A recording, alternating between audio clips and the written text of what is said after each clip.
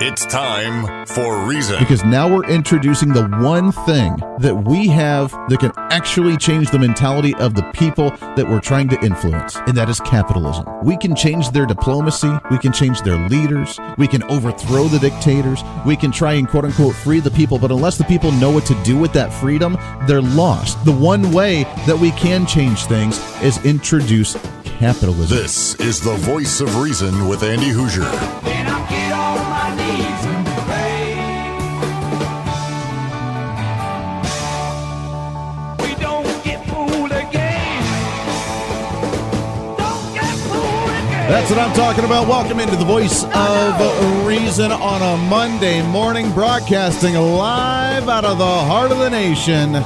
Here in Wichita, Kansas, right here on the Big Talker, 1480 on the AM side, 102.5 on the FM side, KQAM, simulcasting on TV, KGPT TV, channel 2610. Hey, welcome along. It's great to have you along with us on a Monday morning, starting off your week the right way. Let's go ahead and do it. What do you say? Getting you pumped up, getting you excited, ready to go, setting the tone for not only for today, but for the entire week. We got a heck of a lot to talk about today on a Monday morning. Stay right here. Let's get it started. Let's get it started in here. Let's get it started. Let's get it started in here. Let's get it started. Let's get it started in here. Let's get it started. Let's get it started. Oh, yeah. 316-721-8255. 316-721-TALK. If you want to join into the program, I'd love to hear from you today. What's on your mind? There is maybe we might be able to get Mark Walters, host of Armed American Radio, at 8 o'clock. We will see. Unless that, whether we get him or not, though, it's up to you. It's open lines to you today. What's on your mind? 316-721-8255. First and foremost, before we get into any of the issues, I hope all of you had a fantastic, wonderful weekend. I hope you had a wonderful Father's Day. I loved my Father's Day. It was very relaxing. I got a couple new shirts like this. Appreciate that. Mrs. Voice of Reason rocking it there. It got a fun, just had a great weekend. It was a lot of fun. It was exciting. It was relaxing. It was nice. Got to enjoy. The sad part is that my daughter is still in Ohio right now with Grandma and Grandpa. So I didn't quite get to see her, but did get to talk to her. And I tell you what, it's pretty cute when she just gets on the phone. Happy Father's Day! You know, makes right there. There it is. That's really all you need. It was pretty fantastic. But no, I got to enjoy. And I got to do really one thing, of course, that I really enjoy doing, which is stirring the pot on social media. That's one of the perks that I did get to enjoy over the weekend, as I did get into a fun little debate by an individual who just, rails. And I don't know where this issue came from. I don't get it. Maybe I have a crossed wire somewhere. I just don't understand where this issue came about all of a sudden about the separating of families at the border. I don't get this. When did this become an issue? When did this become a problem? We have always separated a family, quote unquote, if that's the way you want to put it. If that's the way you want to go. We have always punished an adult, regardless of whether they have children or not, when they break the law. It is a very simple concept. It is a very basic concept. And I don't know why this is all of a sudden an issue. The progressives are desperate to find anything to make the conservatives look bad. Progressives will find anything to try and demonize and make us look so heartless and make us look like such a racist. And guess what? By the end of the conversation that I had on social media yesterday, what happened? They had nothing to say. They had no kind of substance. They had no way to actually argue it with substance. All they said was, Andy, you're a racist. And that's what they used. You're a racist because you think that you should tear families apart, so therefore you hate children, you hate brown people, apparently, and you hate anybody that isn't just like you. What?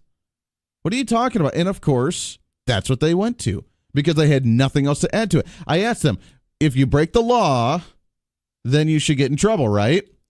I can't believe you'd say something like that. They didn't break that. They're just trying to make that. It doesn't matter. They broke the law. There's a little line, and I don't know if people are aware of this or not. Some have apparently forgotten. There is a line, and if you step on one side of the line, then you're in a whole different nation where they believe in a whole different set of laws, and they enforce different types of laws, and they have something called the rule of law, and you just abide by that. And if you step on the other side of the line, then there's a whole new country where they follow a whole different set of laws and a whole different way of life and a whole different thing. And there's two different lines. And it's that arbitrary line that, yes, way back when we set that line and said, this is this country and this is this country. Now, here's the crazy thing is that when you step over that line and you weren't supposed to step over that line, you get in trouble. I know. And then, of course, you say that you step over that line and now you have a child, so now nothing can happen to you. It's craziness, right? I don't know where this argument, and now, I mean, I guess the news is here's the eternal optimism of the day. Andy's optimism of the day. All right, I'm ready. The eternal optimism of today is the fact that I guess we're talking about immigration at the federal level again. This is in the mainstream. We're talking about it in the mainstream. We're talking about solutions to be able to fix these issues. We're looking at being able to enforce the border. We're looking at building the wall. We're looking and talking about these things. So I guess it's good news that we're at least addressing the issue. Now, the separating the families is not the issue. This is the distraction from the real issue. The real issue is that we have people coming here that are breaking the law. That is the issue. The fact that we're tearing apart the family has nothing to do with the conversation in any way, shape, or form. They're trying to bring it up because of that, because they don't want to address the real issue of the fact that people are breaking the law. And I know that's a crazy foreign concept. But of course, now in the first world country that we live in, the progressives that just get everything that they want to, and they feel like they're the spoiled children, and they just, they have no consideration for anybody else except for themselves, and they feel like they can change the world with their activism. They're now not only just saying, yeah, let's just let somebody come in, but they're now openly advocating to not tear the families apart and to allow people to stay here. Guadalupe Magdaleno was 18 years old and carrying her 2-year-old daughter when she crossed the border, according to the Topeka Capital Journal, into the U.S. as an immigrant looking for a better place to live and a way to keep her daughter healthy and alive. That sounds so sweet, right? Such a sweet story. Maybe we should continue that. Magdaleno, executive director now of the Sunflower Community Action in Wichita, told her story of coming to the U.S. on Friday evening during a Kansas Coalition to End Family Separation and Detention news conference at the State House. About 60 people attended, a very large crowd of 60 people. They showed up en masse in order to hear the story about someone who came across the border just to make their lives a better place and a better family and better circumstances, and therefore we should just accept it and just ignore it.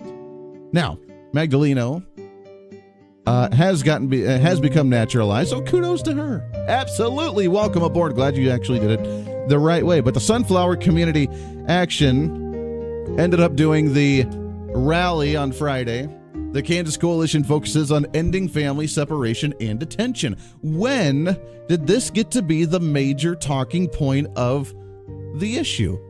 When did it go from immigration, okay, should they be coming here illegally? Should we allow them? Should we keep amnesty? Should we actually be enforcing the border? But now it's not even any of that. It is, if you believe in enforcing the border, then you're probably going to be tearing families apart that try and come here with their children, and therefore you're a heartless jerk for doing so, and you're probably a racist. I'm here to tell Congress to wake up and stand up. I believe in the power of justice and democracy. I believe this country can do better. Yes, I am an immigrant. I am naturalized citizen, and I'm still under attack with the current administration because apparently being a naturalized citizen is not enough. Not sure what you're talking about there. I'd love to hear about the story about you being attacked now because you're naturalized, number one. Number two, again, I believe in the power of justice and democracy. That's great. Then you should probably move to a democracy, not to a republic. Just saying. The advocates for immigrant rights and reconciliation were there, along with the KC, Brown Voices, Brown Pulse, and the Tenanton Society. First off, Brown Voices, Brown Pulse, that's an organization, really? That's not a racist organization? Good golly. All these organizations showed up for the rally, probably their lead members, because if only 60 people showed up, then that was probably just the boards of each one of these organizations that showed up and felt really good about themselves with their rally, and that was about it. But give me a break. This is now the issue. How dare you tear families apart? How dare that you actually try and even think about that type of discussion? Now, do I believe that we should just deport the entire family? Yeah, I think we should. Yeah, I do believe so. But during my discussions on social media over the weekend, what was the excuse? Oh, you know what? When did we start blaming the children for the sins of the parents? And I responded very quickly of, I don't know, when the parents actually should have taken responsibility to take care of their children the appropriate way without actually putting their family in jeopardy to be torn apart.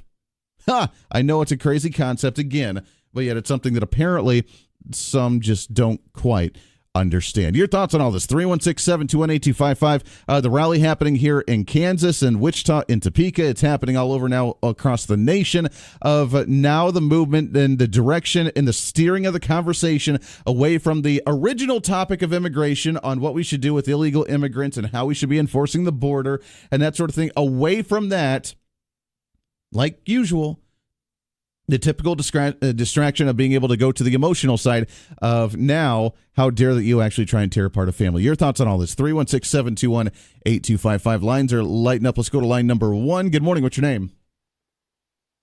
This is Pete. Hey, good morning, Pete. How are you, sir? I'm doing well. Good. 2 points. One, all right, if they have all this concern over separating families, where's their concern over every American family that's been separated when an American citizen has broken the law? What should apply to one group should apply to all groups. Yeah, but if you split a white family apart, then it's okay because then the white person probably deserved it because, they probably tore families apart since, they have white privilege and stuff. But if you're Hispanic and you're coming across the border and you separate a family, then you're probably racist. Well, it shouldn't matter, should it? It shouldn't, but according to the progressives, that's their eyes. That's the way they see it. Well, then they're racist. Let's call them for what they are. And then the other point is, I am tired of the progressives using this situation with these illegals and their children. They're using these kids as political human shields. Sure. Plain and simple. The progressives are no better in their tactics than the jihadis taking, and hostage takers holding kids as human shields. But they really care about the children. It's all about the children, right? They don't give a rat's behind about children. What they care about is their agenda. Mm-hmm. Well, you're absolutely right, but that's the way that it's being portrayed now, is that now the progressives have found a way to play the emotional argument. It's caught fire, and now they're feeling that fire because they're always looking for that end game. They're always looking for the way to be able to curb the discussion because they're on the losing end. They can never have a substantial – they will never, ever, ever have a substantial argument to advocate for why we should have open borders and why no longer will we have that arbitrary line of when one set of rules start and one set of rules end. They will never be able to argue that sense in trying to justify being able to have open borders. So now they've changed the discussion. They've changed it away from the normal topic of immigration to say now it's all emotional and it's all about the children, the way they love to do, because you're right. They love to use the children as political shields in order to advocate for their political agenda in order to do whatever the hell they want to do. As our previous point about breaking up American families, and you mentioned, it's only the whites that they want to break up. Well, isn't it true that a majority of our inmate population are minorities? So aren't we still breaking up minority families? Yeah, and we're racist for doing so, apparently.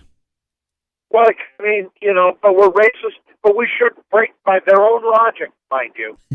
Well, we shouldn't break them up either, so we should incarcerate the children.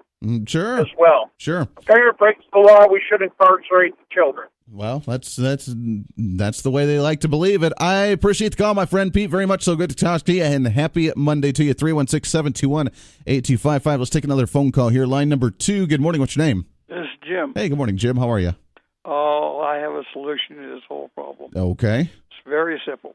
We need to take the state of New Mexico and put a big fence around it completely.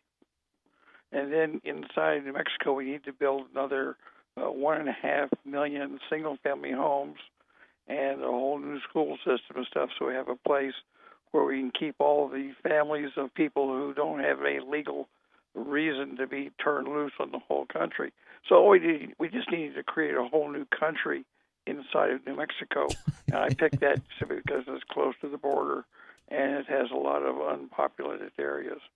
So we'd have to isolate this. It'd be kind of like the Japanese internment camps. We'd have to have schools, hospitals for 1 million people. Well, I mean, if you talk about investing in public education and being able to build something like that, I mean, you could just go to any state, especially, I mean, just look at Kansas here and see how much money is being spent on something like that. Now, I mean, realistically, that something like that's never going to happen, and building internment camps is not the best idea. What we need to do is actually build the wall on our border and actually enforce that to a T, to where if anybody comes across, they know that there's going to be severe repercussions, including, I don't know, tasers, something, and say, yeah, you know what, you're never going to want to come across this border again unless you actually come across through the big open door where we welcome you and actually want you to be here, because we recognize that, yes, immigrants are assets to the nation, but when you actually come here in a legal fashion. 316-721-8255. It is fascinating how we try to manipulate and we try to twist this topic into something that's now emotional, and now it's all about the children when it was never about the children before, and I just don't quite understand it. Got to take a break. 23 minutes past the hour. We got a lot to get to today. There was a debate over the weekend when it came to the Republican gubernatorial candidates. We'll talk about that. Last week, there was a Democratic debate that we'll talk about as well. Get your thoughts on those. The elections are coming up, by the way. Did you know 35 days until the beginning of the primaries? 35 days. Hopefully you're already registered, because the deadline to register is already passed. Hopefully you're registered, you're ready to go, and we need to start focusing on election time very heavily. So we'll talk about some of that stuff coming up today as well. Got to take a break. It is a Monday morning right here on The Voice of Reason. Stay here. You're listening to The Voice of Reason with Andy Hoosier.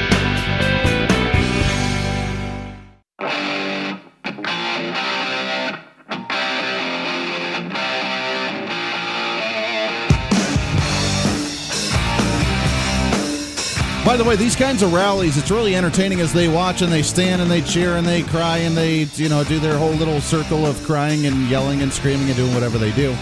It is funny how they kind of go off on tangents. As you know, progressives can't stick to one issue. As soon as you call them out on that one issue, then they change issues and they go around and they yell about something else and they try and tie it all together.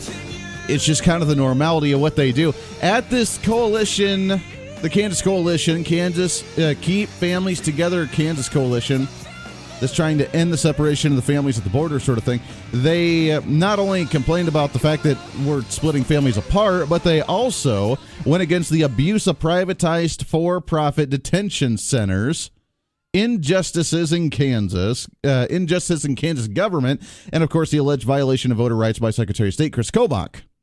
Not sure why they're complaining about privatized for-profit detention centers, because we don't have any of those in the state of Kansas, but nonetheless, I mean, if that's something they want to complain about, then that's cool, but there's no reason to.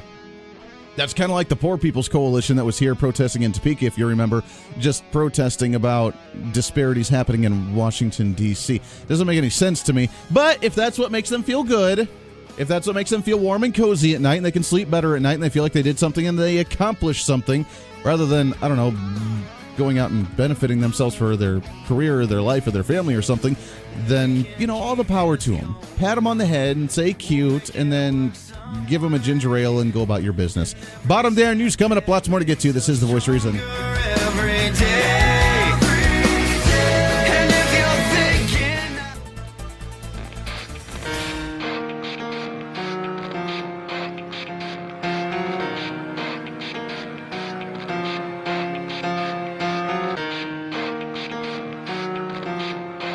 Patriotism is alive and well. We were so excited when Donald Trump got elected that we weren't going to be bullied any longer. We weren't going to have people push us around. We're not going to apologize for who we are, and we're not going to let people walk all over us. We're not going to tolerate it, because we're not the weak, spineless country that we used to be. The Voice of Reason with Andy Hoosier. Try, keep that in mind. I designed this rhyme to explain in due time. All I know. Hey, welcome back into The Voice of Reason. Good Monday morning to you. Great to have you along today. Starting off your morning the right way. Interpret that one however you may like to do so. We'd love to hear from you. 316-721-8255, 316-721-TALK. By the way, Facebook Live is up and running. We do very much appreciate it if you go on there, like it, share it, just say good morning on there. Get it active. Let's blow it up. The algorithm. I keep hearing more and more, and I'm trying to learn more about this whole shadow banning on social media. I know you've been hearing a lot of different people talk about it. I mean, I don't necessarily care because I don't want to be that active on social media anyways, to some degree, except for the show. I mean, me personally, I don't really care. But for the show, I mean, if you want to listen, if you want to be able to pay attention to it, if you want to get the information that we try and get out to you, then I do encourage you, please go on there, like it, share it, leave a comment, say good morning, do something, just generate a little bit of activity on there, and then it will blow up beyond our wildest dreams, and that's what we're all about. 316-721-8255. I want to shift gears a little bit away from the immigration debate. You're going to hear from it nonstop from everybody, from all these different talking heads and all the different comments that everybody's going to be making. It's going to be interesting to see where this goes because, as you know, the Republicans in the House are working on a immigration bill in the House. There are actually two of them. They're going to be voting on two different separate bills, one of them giving amnesty, one of them, I'm sure, being the hardest. As you heard during the news, well, you know what, Donald Trump saying that, well, Democrats should get together with Republicans and work. And Ivanka Trump and Melania Trump and all the females, of course, the emotional, touchy-feely argument of, well, you know, we need to be of laws, but we also need to be of heart. And it's a terrible thing to be able to tear families apart. You're right, it is terrible. So don't break the law. It's a very simple concept. And if you do, then detain them for a while, but then ship the entire family back. And say that if you come across again, then it's not going to be good. And threaten that. We got to do something. So we'll talk more about that a little bit later. But as you know, whenever we bring this topic up and we discuss any issue, as a conservative, we're usually categorized as a racist. And that's usually what we end up being, right? Because if we try to enforce the rule of law, if we say there is some type of rule of law and we have to just abide by it, then of course we are terrible, horrible human beings. And even when it comes to just crime in the U.S., not even let's talk about immigrants. Let's just talk about people breaking the law. If you have a drug offense, yes, you broke the law. We shouldn't have that. That's a victimless crime. Really? Tell that to the addict you just sold it to. Tell that to the addict that has a family that now has to suffer and deal with that. Tell me how that's a victimless crime. Tell me how it is. Tell me how it's not. Tell me how it's okay to just be able to do that. So we have issues at home that we need to be focused on as well, outside of who's trying to come in. It's really hard to actually address issues, isn't it? We have kind of, we need to refocus on the country and you and I in our lives and the economy and the growth and the success and what we're doing here. And then we have all the outside forces trying to come in at us as well. They're like zombies banging on the door trying to get in. And we don't want the zombies to come in, so we have to build up the wall in order to protect that. But at the same time, we have to worry about our home front as well. And we have problems. However, racial disparity with the law enforcement does not seem to be one of them. A latest study, according to thedailywire.com, new study for officer-involved fatal shootings from 2015 to 2016, found that there was no systematic evidence of racial disparity in the police's use of deadly force. What? Now, this still goes against the entire mentality of the left of how, of course, cops are evil pigs and racists and how we support the use of deadly force against minority groups when it comes to arresting individuals and the police brutality that's happening in the nation. And then it trickles into the whole kneeling for the national anthem and thinking that we are a racist nation and yada, yada, yada, and the racial disparity against law enforcement to minorities. But according to this study, it didn't happen. The study, offered by two Michigan State University psychology professors and an Arizona State University professor of criminology and criminal justice, have written extensively on police behavior, said, quote, when adjusting for crime, let me repeat that, when adjusting for crime, we found zero, zilch systematic evidence of anti-black disparities in fatal shootings. Fatal shootings of unarmed citizens, or fatal shootings involved in misidentification of harmless objects. The study meaning that if the cops thought that the individual had a firearm and they actually didn't, then it was justified in some way, shape, or form based on their actions, based on their movement, based on what's happening. But zero, zilch systematic evidence of anti-black or minority disparities in fatal shootings fatal shootings of unarmed citizens or fatal shootings of involving misidentification of a harmless object. This goes against the entire narrative of what we've been being taught over the last how many years now? That cops are evil, cops are pigs, cops are racist. The majority of people are racist supporting the cops, and we need to fight the system because the system's terrible and it's broken and it only goes towards minority individuals. The study benchmarked 2 years of fatal shootings data on 16 crime rate estimates. The abstract for the study rates that, quote, multi-universe analysis shows that only one significant anti-black disparity of 144 possible tests. Exposure to police-given crime rates differences likely accounts for the higher per capita rate of fatal shooting polices, blacks at least when analyzing all shootings. The evidence, the new study, who's supported by other studies, it's pointed out, according to the Wall Street Journal back in October of 2016, quote, officers use lethal force following an arrest for a violent felony is more than twice the rate of whites as for black arrestees, according to one study. Another study showed that officers were 3 times less likely to shoot an unarmed black suspect than an unarmed white individual. Does someone want to discredit this in some way, shape, or form? Does someone want to argue this, against this? That an officer is 3 times more likely to shoot an unarmed white person than an unarmed black person? That they are twice at the rate of having a little more brutal force against a white individual, against a black arrestee? And that there's zero zilch systematic black or minority disparities when it comes to police brutality. Multi-universe analysis shows that only one anti-black disparity happened out of 144 different cases. We need to start understanding that this is what's really happening. We need to start understanding that when we hear the norm, which this is why, you know what, as someone who, I want to use this for an example. You know, of course, as you know, I enjoy the little bit more edgier rock, the edgier metal, the whole thing on the fringe, not necessarily the mainstream. I cannot stand contemporary mainstream music. The reason I think that it is, and most of us, by the way, like to be kind of the rebels, don't like to be going with the flow, going with the mob, going with the herd, and kind of going off and doing our own thing. The reason that we feel that way is because 95% of the time, the norm of where we're going as a society, just with the herd, the sheep that are just following everybody else and think it's really cool, the trendy things of the day, those things are usually wrong. They're usually manipulated. They're usually watered down. They're usually completely twisted and non-accurate. And I don't like that. So we like going and setting our own path and figuring out things on our own. It's really hip and cool to be a Bernie Sanders-like progressive nowadays, even though if you have a half a brain, you realize that that's a really dumb, stupid ideology. If you actually go down the norm, then you would just understand that obviously cops are terrible people who hate minorities, who hate Hispanics and that go out of their way to try and abuse Hispanics who are just trying to live their lives, who hate black people who are just trying to live their lives, and that there's this racial disparity that's happening, and that we just accept that as the norm. So therefore, when you talk to anybody on the street and you do a Jay Leno interview right on the street corner and you say, hey, what's the big issue today that we need to be concerned about? Oh, Black Lives Matter and the fact that cops actually treat people poorly. What? Okay. But according to these studies, it just doesn't happen. And this is from 2 different universities, numerous different studies, 144 possible cases, along with articles that have been written from the Wall Street Journal from 2 to 3 years ago.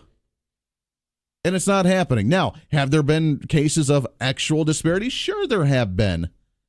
But on the grand scale of how many cases actually are involved with law enforcement every single day, is there a systematic problem? No, there's not. No, there's not. We need to start having the real information out there. We need to start having common sense out there. And if something is just the norm that everybody just assumes without any type of actual evidence, then we need to start questioning these types of things and start looking at it ourselves and understanding that the world is not a terrible place as we thought, that the United States is not such a terrible, evil police state as we thought, and that people are not just being abused on the side of the streets like they were in Nazi Germany where they have to hold their papers and walk in the gutters. It's not happening. We need to remember that. Let's go to the phones, get your thoughts on this. 316, kind of an interesting story as, it totally shakes up the entire narrative of what we've been hearing on a day-to-day basis. 316-721-8255. Let's go to line number 1. Good morning. What's your name? Scott. Hey, good morning, Scott. How are you, sir?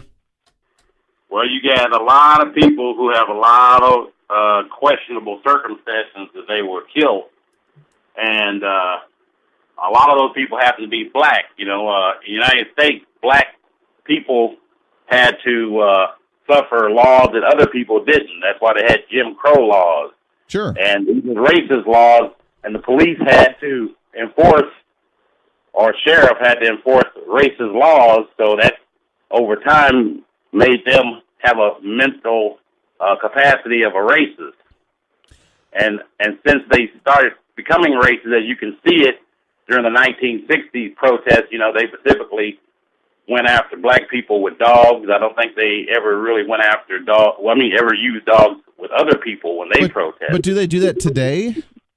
Well, when you have a history of something, you have a tendency, if you never solve that issue, then you're still going to have it. You can have a problem of weight, and if you never solve the issue of why you're eating so much, then you're still going to be having weight problems even years after you think you lost enough weight, or you don't think you have to worry about it anymore. It's still going to be in you. Well, sure. There's kind of these issues have never been addressed. Sure, and I could totally see that argument. I would say that, though, the people that were law enforcement back in the 60s when that happened, I highly doubt that... The ones of today. The ones who were taught today were taught by those people, by those racist cops.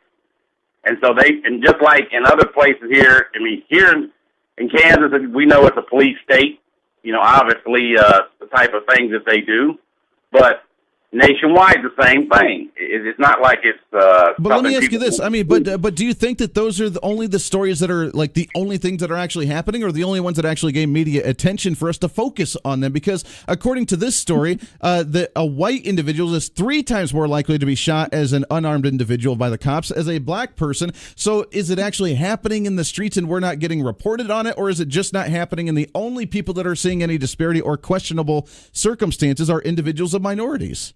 Well, I can tell you what, whenever you look at some statistics, you got to keep in mind that those are political, too. So, they're used to a degree, but this is whatever somebody wants to say it is. Well, hold on. Possibly to a degree, though, but these are also 3 professors from different universities of criminology and criminal justice, along with psychology, that are studying these cases, and they've had numerous cases over the last years to study on what actually, not just the little 30-second video that the mainstream media and that the public sees to be able to judge their opinion based on this 30-second piece of evidence, but actually studying the case on what happened, what the rulings were, what the evidence was, what the actual accounts were, and actually studying these things and realizing that 95% of what we see in the media was not a racial disparity, but was actually a little deeper issue, what was something that was going on that we're not being told. So they found a little bit deeper, unveiling the layers of the onion here to figure out what the real story was, and that only out of 144 cases, there was only 1 that they found that was actually a disparity against a minority. But still, that the majority of the people, statistically, you're more likely to be arrested or to be abused a little bit more by cops as a white individual than as a minority. So the media is not finding those stories. They're only finding the stories that they want to tell us to get people riled up. Well, there's more white people in the United States than black people, first of all. And second, when you do a study, somebody pays you to do the study, and those people who pay you, they have a specific agenda, and they say, hey, we want this to be the result of this study. And so we'll hire some professors who can come up with the conclusion that we want to, that's true. And I will totally agree with you in the fact that many studies today, especially in universities, do have money tied to them to where they find that outcome. And we've talked about that. The question is that what would be the goal or the agenda of a study like this that goes against the entire narrative of what 90% of the American population believes today? Well, because if you're working to create a police state, you don't want people to find out about it until it's too late. And in this case, but if the majority of the population believes going on, but again, that's out of the ordinary. So that way you'll relax, and then they can continue with their police state agenda. But again, though, I mean, what I don't know if it's going to be any. If that's the case, if it's solely just a manipulated, paid-for government study to try and ease people's tensions when it comes to that disparity instead of actually legit numbers, which I would question, and I'd want to see a little bit more of the study. But I would question the fact that this one would be manipulative because the media is not going to report on this. This is coming from the Daily Wire, which is a conservative outlet.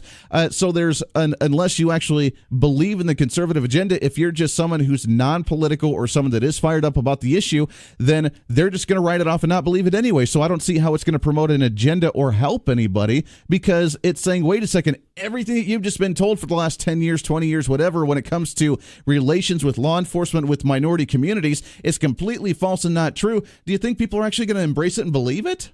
Well, now, I'll tell you this. Now, I bet they didn't ask the question to any African-American people, hey, do you feel that the law enforcement is treating you as equally as everybody else? They didn't do that. Just like with Donald Trump, they didn't ask him, what is your opinion about this or that? You know, they just started writing stories about Donald Trump, and most of them were fake.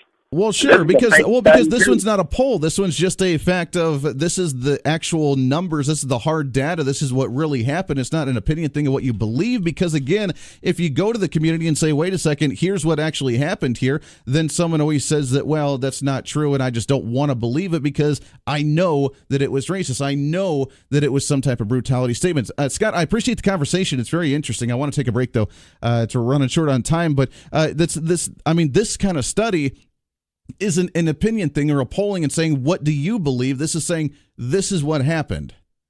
This is what happened. And by the way, with all the cases and studies that we did, with the things that truly, honestly happened, not the 20-second media blip of what they told you what happened, but what this is honestly, truly happening, there's no racial disparities. The cops are not going after minority groups more so than white individuals. They're not abusing them. They're not treating them any differently. They're not hostile towards them in any way than they would be against anybody else. But that's the way that the media is interpreting these stories because they only handpick the ones that they want to show in order to get you riled up. That's the point of this story. It has nothing to do with the opinion of what people believe because if you go to the street corner and you do the Jay Leno street corner, then they ask, oh, yeah, what do you believe? Yeah, of course the cops are evil and they treat minorities differently. Because that's the norm and that's what the herd, what the sheep have believed for years because that's what you've been told.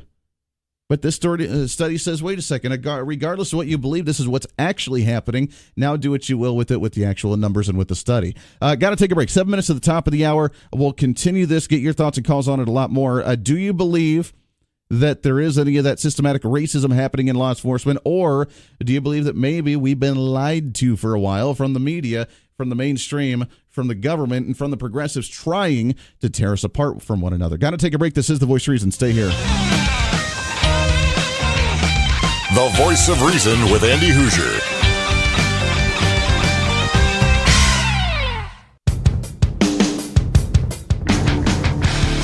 I can't believe it. Hour number one just about all wrapped up here. We got a lot more to get to. At 2 more hours, we may be having Mark Walters, host of Armed American Radio, joining us in the 8 o'clock hour. Not quite sure, but it is open lines to you today as we got a lot more to touch on. The elections coming up. We have the economy growing, some new numbers for the state of Kansas, along with we will revisit some of the stuff when it comes to racial disparity with the law enforcement, along with the immigrants and the tearing the families apart.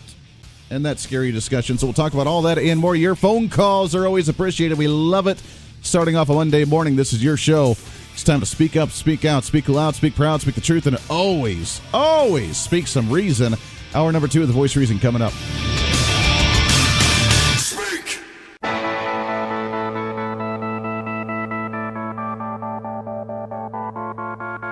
It's time for Reason. Because now we're introducing the one thing that we have that can actually change the mentality of the people that we're trying to influence, and that is capitalism. We can change their diplomacy. We can change their leaders. We can overthrow the dictators. We can try and quote-unquote free the people, but unless the people know what to do with that freedom, they're lost. The one way that we can change things is introduce capitalism. This is The Voice of Reason with Andy Hoosier. When I get on my knees and pray,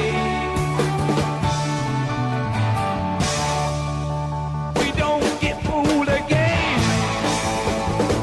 Don't get fooled again. Oh, that's what I'm talking about. Welcome into The Voice of Reason, hour number 2 of The Voice of Reason, broadcasting live live out of the heart of the nation. Here in Wichita, Kansas, on the Big Talker, 1480 on the AM side, 102.5 on the FM side, KQAM. It's great to have you along today, simulcasting on KGPT TV, channel 2610. Welcome aboard on the greatest day of the entire week. Yeah, I know it. You kind of look at me silly when I say that. You kind of get all upset, but you know what? It's time to get you pumped up. We're setting the tone for not only for today, but for the entire week. Can you believe halfway through June already? And there's a lot to get to, even on the off season of politics. Let's get it started. Let's get it started in here. Let's get it started. Let's get it started in here. Let's get it started. Let's get it started in here. Let's get it started. Let's get it started in here. 316-721-8255, 316-721-TALK. If you want to join into the program, I'd love to hear from you today. Coming up on the show in just an hour from now, Mark Walters, host of Armed American Radio. It's been a while since we've chatted with him. We'll get him on the show in just a bit. Just got a confirmation he is all good to go, ready to rock and roll with us today. So looking forward. And there's a lot of news, by the way, when it comes to the Second Amendment. As you know, Deerfield, Illinois, still working on trying to hold, let's ban assault rifles and stuff going around and penalizing people. So that'll be kind of a fun conversation. We'll talk with Mark Walters, host of Armed American Radio, coming up in just an hour from now. But until then, it's open line to you, 316-721-8255. There's been a lot of news when it comes to the rallies in Wichita and in Topeka trying to end the separation of families, or tearing apart of the families at the border, because, of course, that's now the new emotional argument. As you know, a lot of our state legislators have written a letter to a Representative Kevin Yoder advocating for the non-tearing apart of the families. Now we see the rallies, the same people that are probably rallying from the Poor People's Campaign that happened a couple of weeks ago, trying to say that they're poor because they'd rather protest than they would work, and then complain about the fact that they can't survive. So there's a lot of interesting rallies and protests going on. One of them, by the way, as well, speaking of guns, advocating for the repealing of constitutional carry in the state, and even some of the Florida shooting high school victims, including David Hogg, may be in Kansas in the next day or two, in Topeka, to do a rally to try and stop guns in the state of Kansas. We're kind of a popular hot commodity right now in the state, are we not? We're kind of the cool kids club. Everybody wants to come here and try and change who we are, because apparently we're the last holdouts in some degree, in many ways, for conservative policies, and they want to change that. So we're now the cool hipster hotspot where everybody wants to come here. Everybody wants to do a rally. They love getting arrested up in Topeka, whether it's in Chris Kobach's office, Governor Jeff Collier's office. They love getting arrested and getting in trouble there. And then, of course, now we have people coming into the state wanting to protest what we are doing in our state. It's kind of cool. I mean, we're getting attention, right? No publicity is bad publicity sort of thing. Yeah, we're kind of getting the publicity right now. I believe it's tomorrow or Wednesday. I'll have to look at the actual date. But David Hogg and some of the anti-gunners coming to Kansas to try and protest. Should be kind of fun. I mean, what do you think? Maybe we should make a statement? Should we maybe show up? Should we have a little fun with this? Because that would be my kind of personality. So we'll talk about some of that in just a bit. The big news, according to the Topeka Capital Journal today, Kansas unemployment rates hold steady at 3.4% for May. Not bad. Could be better, but not bad. Kansas jobless rates remained steady during the May at 3.4%, while the number of people searching for a job slipped under 50,000 people statewide. Ladies and gentlemen, this is good news. The Kansas Department of Labor said the preliminary seasonally adjusted unemployment figure for the state held levels in April and in May. The rate in May was 2017 was 3.6. Now we're at 3.4. We're fine-tuning. We're fine-tuning. Are we going to see a lot of a big drastic change? No. Why? Well, you could blame the taxes on that one and some of the tax rates, but at the same time, we are still growing a little bit, and petit peu, and just a bit. We need to see a little bit better growth, but at the same time, at least the people that are here are slowly but surely finding the jobs. We did hear the stories about how there are more jobs than there are people and workers right now. So getting these individuals to be able to get to work and fine-tuning that system is good. Now we just need to find out how to bring more people to the state. It's a baby step process. We're getting there. And the only way we're going to do that, by the way, is to lower the taxes. But that's a whole other issue that we'll focus on later on. Private sector jobs increased in Kansas by 1,800 jobs, or 0.2% over the total report in April. The state expanded the number of private sector jobs statewide by 20,700 people during the past year. There were 1.42 million employed in Kansas in the month of May. Quote, the number of unemployment in Kansans looking for work dropped below 50,000 for the first time since May of 2000. We're still on an 18-year low when it comes to the unemployment rate, which is great. Now we need to figure out how to expand. We've kind of capped off what we can, actually getting people to work. Now we need to expand. That's the next goal, and that's what we have to focus on. And again, the only way that we're going to do that is to cut taxes. The only way we're going to do that is to deregulate. The only way we're going to do that is not spending insane amounts of money. Did you just hear at the top of the hour with the local news with Rick about some of the education that's going on right now in some of the schools around here? Oh, we're building a brand new building, and we're going to build a brand new administrative building, and we're going to build this, and we're going to, oh, it's fantastic. Everybody's all excited. It's way past due. We're building all these really cool, awesome things.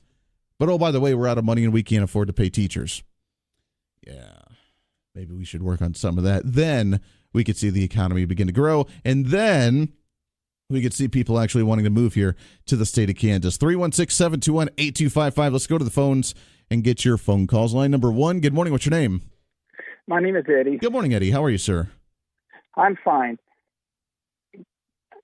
Andy, can you name me one country that does not protect its borders?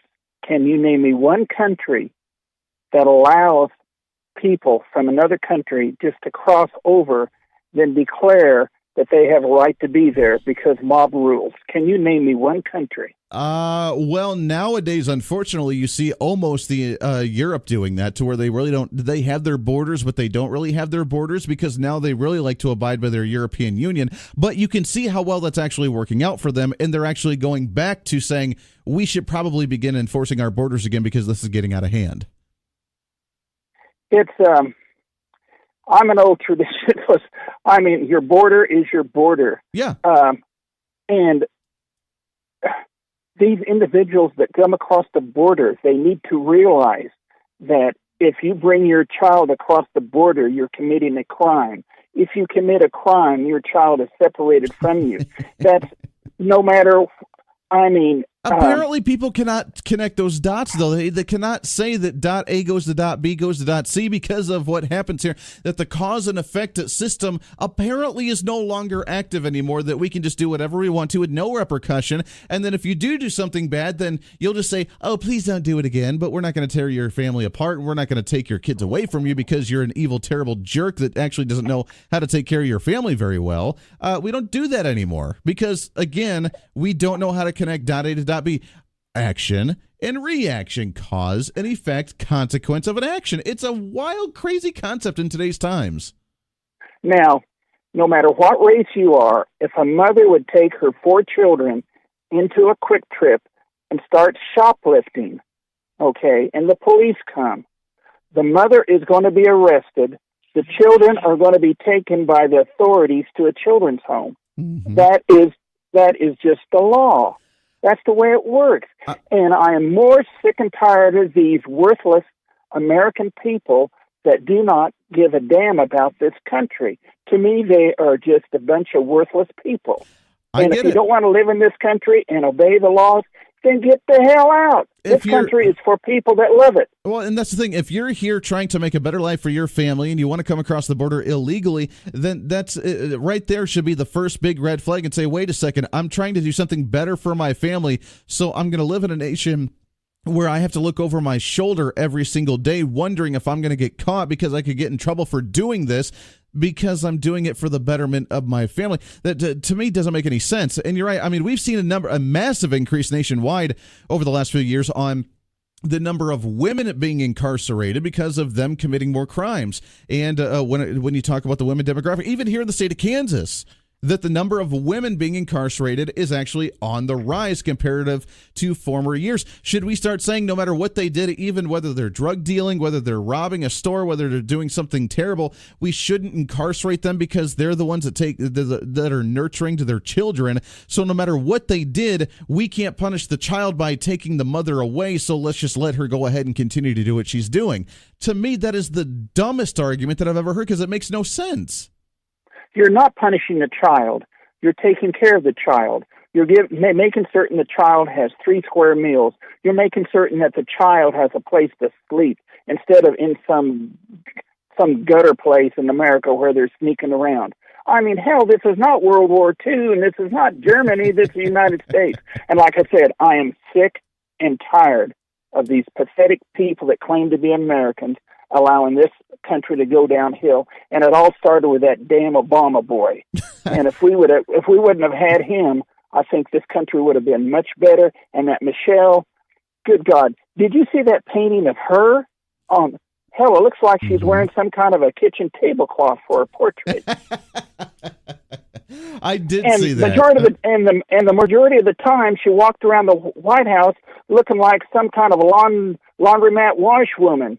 Good gosh. Well, I mean, yeah, I get it. I mean, they have their own agenda. They knew what they were doing very full force. They affected their agenda. Now we're trying to clean up the mess there afterwards, and we've gone away from the normal discussion. As we mentioned, there are 2 House bills right now being debated on immigration. One of them from Republicans is trying to give the amnesty, trying to not tear the families apart yet. Now, again, I'm more of the fact that we should send the entire family back to wherever they came from so they don't have to tear apart the family. The entire family can go. But in order to go through the process, if you get arrested at the border sort of thing, are you gonna throw the kid in jail with them? I guess apparently that's the better way to go about than saying, yeah, you know what, your parents are going to go to jail and we're going to hold you until we figure out what to do with you, because we don't want to obviously just send you into the country and say, welcome aboard, you're a child, so have at it while we send your parent back. We're going to send you back with them.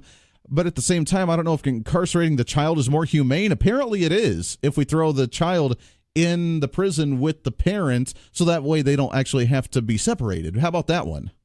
Maybe we should do that. Well, we're in America, and this is the way we operate. And you know what? I am so proud of the way my country was maybe 50 or 60, 70 years ago when I was brought into this world.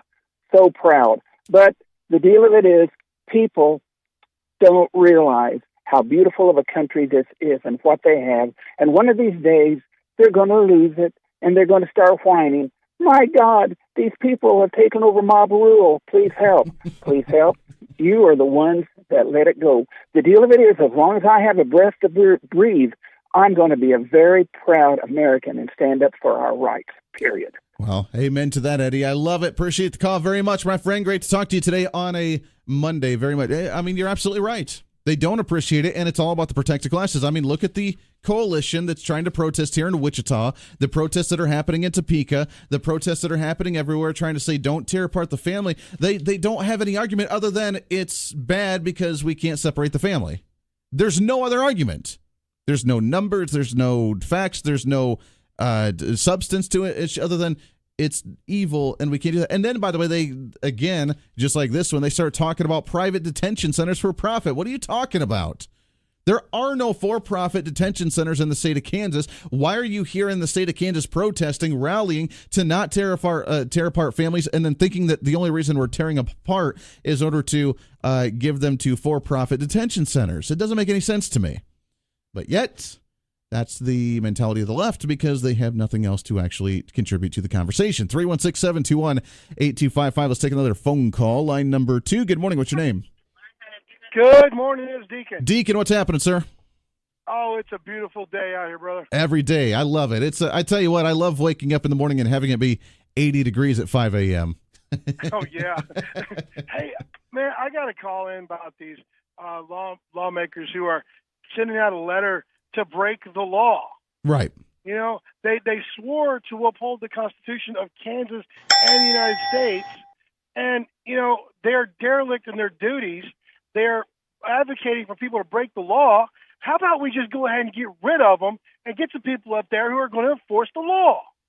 That is a really great point. I mean, you're right. We have state legislators majoritively Democrats, but there are a few Republicans in there as well, that have written these letters to Congressman Kevin Yoder and others advocating to say, don't tear apart these families, disregard the rule of law, disregard immigration policy, disregard all of these things because we want to be emotional. Look, it's all a political ploy. Remember, there's something coming up soon in 35 days called primary season and election season, and they want to look like they're the lovey-dovey, we care about everybody. So therefore, if you try and advocate for tearing apart the family or enforcing the law, then you're heartless, and Democrats don't want to look heartless. So this is why it's all a political ploy. It's election season, and they want to appeal to their constituents. That's all it is. Well, I hope every rhino up there gets sent home, and we get some real conservatives in the offices. This is ridiculous. We have some work to do on that one. We really do. I mean, that's why we have been able to pass something like a Convention of States movement. That's why we haven't been able to lower taxes. That's why we haven't been able to cut government spending. That's why we haven't been able to get the Supreme Court under control. I mean, we have some serious issues that we need to address in Kansas. And every single year, I mean, you felt this. We've all felt this. I mean, we feel frustrated because we've hit the glass ceiling and we've been stagnant because there's just enough of those quote-unquote Republicans that side with the Democrats to not allow any of that stuff to happen and any of those changes, and they're the ones that are actually out arguing on the campaign trail that we're usually pretty heartless by wanting to actually advocate for less government, lower spending, and actually enforce the rule of law. It's a crazy world that we live in today. I never thought I'd see something like this. It's disgusting. I'm sick of it, and people need to quit going, well, the conservative guy isn't 100% of what I want, so I'm going to sit at home and I'm going to let this liberal who's in rhino and Republican clothing just get reelected. 85% of something is better than 100% of nothing. Amen to that one. I couldn't have said that one better, and we have a lot of work to be able to get to that because you're right. There are many of those that either we get all of what we want or we get absolutely nothing, and I don't support them because they're not good enough. And it is very frustrating. Deacon, I love it. Appreciate the call very much, my friend. Got some more on the line. Stay there. Got to take a break. We got a lot more to talk about. Not only are we talking about the immigration side of it, but how that may affect the Kansas economy as we do see the lowest unemployment rate that we've seen in 18 plus years, and how we start getting more people here, how we incentivize businesses to come here, and what kind of incentive that we can actually have here in the Wichita area. So we'll talk about that and how it relates to the immigration debate that's going on right now. Your thoughts and calls as well. 24 minutes past the hour. This is The Voice of Reason. You're listening to The Voice of Reason with Andy Hoosier.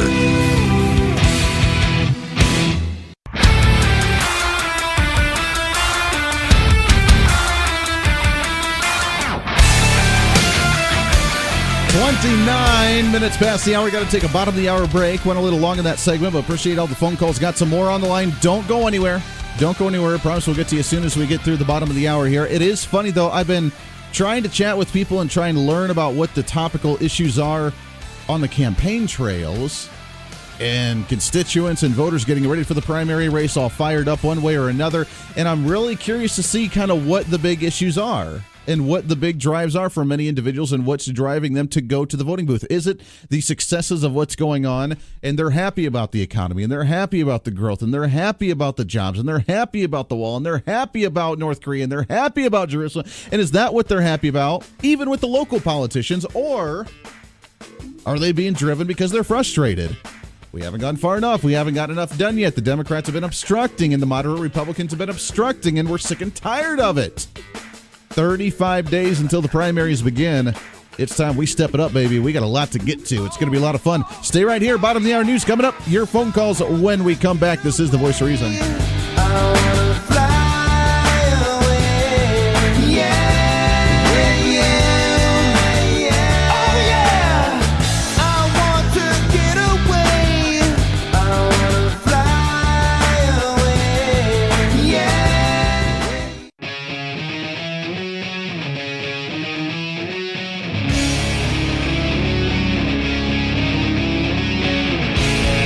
Political talk trendy. Oh my God, yes, more. This is The Voice of Reason with Andy Hoosier. That's what I'm talking about. Welcome back into The Voice of Reason, waking you up on a Monday morning the right way. And you can interpret that however you may choose to do so. 316-721-8255, 316-721-TALK. If you want to join into the program, we'd love to hear from you. And with that, let's go right to the phones here. What do you say? Line number 1. Good morning. What's your name? Hello. Going once, going twice. Give us a call back. We want to hear from you. 316-721-8255. And let us know about any of this stuff. Immigration policy when it comes to the letters being written from state legislators to the rallies that we're seeing across the state of Kansas trying to say, don't tear the families apart. Don't do it. Can't be doing something like that. That's just crazy talk right there. And then, of course, when it comes to the economy, as we see the lowest unemployment rate we've seen in 18 years continue to trek down little by little, fine-tuning it. Look, you're always going to have, in a society, you're always going to have a 2 to 3% unemployment rate. That's just the way it is. You're always going to have that. So we need to fine-tune it, get as many as we can down, but now we need to grow it. We need more people. We need more people to come here. We need more people to start work here. We need more businesses to start their business here. We need more, just more of it. Let's make it happen. Let's grow it. In a capitalist society, we grow the size of the pie continuously. That's the way we work. If you're in a utopia, if you're in a communist nation, if you're in a socialist nation, a tyrannical situation, then you have a finite pie because you have so many people that are working and so much regulation. Then whatever is made, then the government consumes and they enjoy. And we don't live that way. And as we talk about the American dream, for you to do better, then you always need to grow. And you always need to do very well. And you always need to do better and better. So we need to see people coming here, which there's a very fine line. And I was actually having this conversation last week with an individual, and I thought it was a fascinating conversation because there are those, and I feel this way as well in some degree. When I was living in a rural community, I was like, you know what? Why do we need to see a lot of growth? I don't want more people coming here. I don't want more businesses necessarily coming here. I like the way it is. I like it calm. I like it quiet. And that's most people in rural communities are like, yeah, stay away. That's just the way it is. And there's that fine line between trying to keep that happy medium traditionalism of the quiet rural community and then seeing cities grow and grow and grow and ever expanding and then moving outward and that sort of thing. Because eventually we're going to find that small town that's 20 minutes out of town that's going to now become a suburb of the city. And one of these days it's going to happen. And then you have that fight to deal with. Let me tell you, in Colorado, the small mountain town that I lived in, we live 45 minutes away from Denver. 45 minutes away. And it's really now like a suburb of Denver. In the mountains. All the way up there. Why? Because every weekend, every jerk from the city felt like they needed to go camping. And what took you 45 minutes to go home after work from Denver now took you 2.5 hours with all the damn campers being stuck on the road. Yeah. Talk about frustration. I just want to get home. Nope. Got to go camping. And then you see traffic ad nauseum going up there. Traffic nonstop, going up, going up. You see people moving up there thinking that that's their nice little mountain home now, and they get the benefit. And guess what? More people moving up there. And sometimes you're just like, leave us alone. You want to put up the wall around the little town and say, stay out. We're going to enforce our own border security when it comes to. And there's a lot of rural communities that feel that way. And I totally get it because I felt that same way too. It is a very foreign thing for me to live in the city. It is a very different lifestyle to live in the city. I'm trying to adjust. I'm starting to adjust. I'm not necessarily content with it. I mean, one of these days I'm going to get enough to be able to move out into a place where there's not a neighbor within 50 miles of me, and that's going to be my little happy place because I like that little happy place. But the fact of the matter is, under a capitalist nation, we need to grow. So we need to find where to grow, and the city is the place to do it, growing upward, growing outward, bringing new industry in. And the only way we're going to do that is to lower taxes, lower regulation, get the government the hell out of the way, and allowing the private sector to do what it needs to do. If you remember last week, we talked with City Council member Brian Fry and Brandon Johnson on Friday, but the study that came out from James Chung talking about the economy of Wichita and how right now we're kind of under crisis mode on where we need to be growing the Wichita economy. While the gross domestic product for cities across the U.S. grew at an average of 16% this decade, Wichita's actually dropped 1 percentage point. Every city in the central U.S. comparable to Wichita grew faster than the national average since 2010. Wichita has not done so. The U.S. labor force also grew significantly over the past decade. Wichita's has actually shrank. We've talked about different ways to do this, whether it's bringing in different different investments, different industries to be able to actually have people work. So if aviation goes down, then we have something else to lean on. If that one goes down, we got something else to lean on. If we have 3 or 4 major different types of industries in Wichita or in the south central surrounding area, south central Kansas, then we would be in good shape. Right now, we've kind of put all our eggs in one basket, and if that economy begins to tick down a little bit, then we struggle and we suffer, and we can't do that anymore. It's time for us to grow massively, and again, the only way to do it is to cut the government. But I don't see that happening. I don't see that happening at the state level. I don't see the taxes going down. I don't see these issues being resolved for us to be able to grow because we're stuck on spinning the wheel, running on the hamster wheel, and doing not necessarily the most productive things as a society. And as a state, we got to work on that. We have the opportunity to do so because I'm always the eternal optimist. I see us having the opportunity to do so, but right now we're just not doing it. Let's go to the phones. 316-721-8255, line number 1. Good morning. What's your name? Morning. Hey, good morning. Okay. Yeah. How are you? I'm doing great. How are you? Well, so far, this deplorable. Deplorable Herb, how are you, my friend? It's good to talk to you. All right, sir. I got to do a little correction again. Okay, go for it. About all the dogs not being sicked on the white people. The Pizitz family, who owned the department store in Birmingham, Alabama, most of his family were attacked by dogs in Birmingham sent by Bull Connor. So it's had some horrible views that one of our listeners is against so bad. And another thing, he also said that white people were never attacked by dogs. The Bonus Army was attacked by 2 of our greater generals, by the Army and dogs in Washington, D.C. I've lived 89 years. I know all of this. Mm-hmm. I have lived it. You've seen it happen. That's all crap about being against the Jews and how great everybody else is and everything. We're trying to live a decent life in this life, and we better work at it, period. Sure. No, you're right. I mean, we have to, regardless of what the media or what politics or what the politicians or what the government says or whatever, we live our daily. If you go out onto the street and you talk to somebody and you just talk to them about current events of the day and just about business and about how their life is and how their family is and what they're doing, they have a totally different perspective on, oh, hey, guess what? This is the way it's going and you're my neighbor and we're just working together to make a happy harmony kind of day and go home at the end of the night, as opposed to when you start talking to them about, oh, what did the media tell you today about racial disparities when it comes to law enforcement? And then they all of a sudden turn and say, yep, the world's racist and we just hate everybody, right? Right. Well, good morning, Buckeye. My breakfast really got cold. Hey, well, I love it. Well, you enjoy it, my friend. It's good to talk to you right there. And, of course, he's mentioned, if you missed it in the first hour, there was a study coming from the Daily Wire of 2 Michigan State University psychology professors, along with a professor of criminology and criminal justice out of Arizona State University, that did a study from 2015 to 2016, and zilch racial disparities they found when it comes to law enforcement and minority groups, and how actually you're 3 times more likely to be shot as an unarmed white individual from cops as you are a black individual, and twice as likely to be abused in some way, shape, or form by a cop as a white individual than a black individual. So, and then, I mean, if you talk about the number of people being incarcerated, which, as you know, the argument is that there are more minorities incarcerated than there are white individuals, then why is it that they're 3 times more likely to be injured or brutally attacked by a cop as a white than as there are by a minority? So, and then, of course, there are some that just don't believe that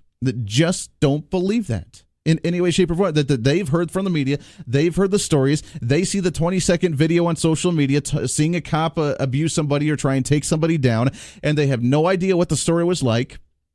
You hear about the swatting story that we talked about here, and we hear the one little blurb about someone, and someone always has a 20/20 hindsight who wasn't even there, and then all of a sudden we come up with this accusation and this assumption that we know better than the cops, and the cops, of course, are there to be brutal against individuals. And that's the mentality that we have. And this kind of story saying, wait a second, out of 144 cases, they found 1 that was part of some kind of racial disparity. 1. But other than that, there's actually no signs of that in any way, shape, or form. And people are so blinded by what they've been taught and what they've grown up with and what they believe is that they just don't care about the study. They don't care about the facts. They go on about their business and say it's just not true. It's #fake news. And that's what they believe. They are blind to it because some people want to believe something so badly that they don't care what else comes across their table. That's just the reality of what they want, and that's it. End of story. They can't be talked out of it otherwise or persuaded otherwise. They just know what's going on. It's a very fascinating world to be part of, right? 316-720-8255. It's kind of like our state legislators being so ingrained on we must raise taxes. That's the only way that we have. We must continue to increase spending. We just increased spending 2 years in a row now, probably more than that in a streak. We're running short on funds. We don't have enough money to fund these, so we just, instead of actually cutting that spending, we just need to increase your taxes. We need more revenue, and instead of actually growing the economy to get more people here, we're just going to squeeze you a little bit more. How about some more property tax rates? How about some more sales tax rates? How about some more income tax rates? How about some more business taxes? Let's squeeze you a little bit more so that way we can get more out of you so we can spend more money. That's them. That's been their prerogative. That's been their mentality. That's what they want to do, and that's what we've had to fight. As Republicans, as conservatives, that's what we have to fight little by little. We'll get there. We'll get there. I am, of course, the eternal optimist. I know what we're up against, and I know what we can fight against. We just have to have the tools and the resources in order to do it. 47 minutes past the hour. Take a break, wrapping up hour number 2. Lots more to get to today on a Monday, baby. All right, here on The Voice of Reason. Stay tuned. The Voice of Reason with Andy Hoosier on the Big Talker, KQAM.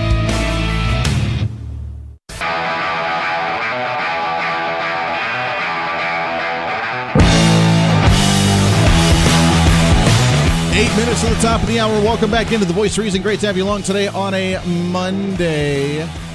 Starting off your week the right way. Interpret that however you like to. 316-721-8255. 316-721-TALK. Got some calls on the line. Also coming up in hour number 3, Mark Walters, host of Armed American Radio, going to be joining us. Looking forward to chatting with him. It's been a little bit since we've talked to him. This portion of The Voice Reason, as it always is on a Monday, brought to you by the AARP, whether it's the Fraud Watch Network, the Retirement Calculator, getting involved in the community, becoming a caretaker, whatever you may be doing. The AARP's got you set up. Visit them at aarp.org/KS for the state of Kansas. And Mary's back with us on the line. Mary, good morning to you. How are you? Good morning, Andy. I'm great. How are you? Hey, we're living the dream. It is a beautiful day, and I cannot believe that it is already halfway through June. This year has just flown right on by. I know. I was thinking the same thing. The summer's going by so quickly. Holy cow, it's been nuts. You guys have been involved with, and we've talked about this kind of on the political front, but the Westar energy rate increases, how the rates may be increasing here pretty dramatically here soon, this fall potentially. And you guys are actually involved with a hearing to actually let people voice their opinions on some of this. Talk about what you guys are doing. Yeah, we're really wanting people to know that there is a hearing scheduled for Wichita. Now, Westar has applied for a rate increase. There was a hearing in Topeka on May 22nd, and now the KCC, that means the commissioners and their staff, are going to be in Wichita on Thursday, June 28th at 6 o'clock in the evening, 6 p.m., and they'll be at the Wichita State University Low Auditorium. And so this meeting is open to the public. Any Westar customer or other interested person can come. They can talk with the KCC. They can find out more about the rate increase proposal, and they can talk to commissioners about the impact that will have on them. And so AARP really encourages folks. You know, we sit around and complain about how our rates increase, but so we want people to know this is their opportunity to tell the Kansas Corporation Commissioners what they think about that increase.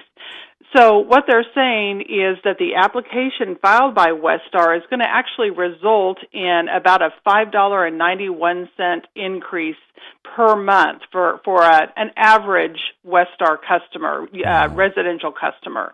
So, it's something that will impact people who have fixed income. So Sure. We really want to make sure they know about it. Well, and that's the biggest issue. I mean, it doesn't seem like a whole lot, and it gets played off sometimes as not a whole lot. But people that are on set incomes that have a fixed budget on what they actually have available to them, I mean, that does affect them, and that it can be potentially a very scary thing. So I'm glad that we're aware of this and that we can actually go and try and make our voice heard a bit. Exactly. And if people can't go to the public hearing, there's 3 other ways that they can let the Kansas Corporation Commission know. It's on their website, and it's also on the AARP Kansas website, so you can find it either place. But basically, you can either email them, or you can call them, or you can call their public affairs office, or you can go to their website and you click on a link called Your Opinion Matters, and it'll give you an opportunity to write a message to the corporation commissioner. So lots of different ways, and we really encourage people to be active in this. It's so hot now when we rely on our air conditioners in the summertime, and want to make sure people can afford to stay cool in the summer. Absolutely. Very good. Well, I'm glad that that's coming up. That way you can have your voice heard to Westar with that potential rate increase. I want to remind individuals, I know it's coming up here very quickly, but if people want to get signed up, now is the time to do it for the movie for grown-ups, that free movie. When is it? What movie is it? And where can people go and get signed up for this again? Yes, the next movie is called Lean on Pete. It's kind of a tearjerker about a boy and a horse. And the next one, it's going to be on June 26th at the Warren Theater East in Wichita. So, and we always have them at 7 o'clock. There's plenty of room for people now, but we do ask that they make a reservation by going to our website and clicking on the event link for the Lean on Pete Movies for Grown-Ups. And it should be a good one, and we really encourage people to come out for it. I really love that you guys do that with with the Movies for Grown-Ups. Just an opportunity to maybe spend some time with the family, to get someone out of the house, and maybe that elderly individual, the neighbor, the family that you just don't see that often, just to go and do something special with them and go out, get out of the house, get out of the heat for a while, and just go and watch a movie. Exactly. It's very entertaining. It's a free evening, and people can bring a friend. It's a great thing. We've already got the next one scheduled for July. It's going to be Borg versus McEnroe. So that'll be coming up, so keep that in mind too. But the next one is called Lean on Pete on June 26th. Perfect. I love it. We got about a minute left here, Mary, but as we did mention, not only just to go out and see the movie, but individuals, whether it's your neighbor, whether it's that individual down the street that may be elderly, maybe it's a member of the family that you just don't get to see very often, or that doesn't get out very often or can't get out. The hot summer is a time to really check in on individuals to make sure that they're doing okay and that they're healthy. You got it. That's what we want to make sure that, we never know with the heat if people are staying cool in their homes. And if you know of somebody that's elderly in your neighborhood, and, it doesn't hurt to go check on them and see if they're doing okay. So be a good neighbor. Be a good neighbor. I love it. Mary with the AARP. Check them out, aarp.org/KS for the state of Kansas. Mary, it's great to talk to you again. Enjoy the week. We'll chat with you guys next weekend. All right, Andy. Thanks a lot. I appreciate it very much. Brought to you by the AARP. Appreciate those guys partnering up with us here. Wrapping up hour number 2. Got lots more to get to when we come back. Mark Walters, host of Armed American Radio. He'll be joining us, chatting with us about a lot of the stories. By the way, rallies coming to Topeka this week. All those activists from Florida from the shooting in the school trying to stop guns here in Kansas. What's that all about? We'll talk about that when we come back. Speak.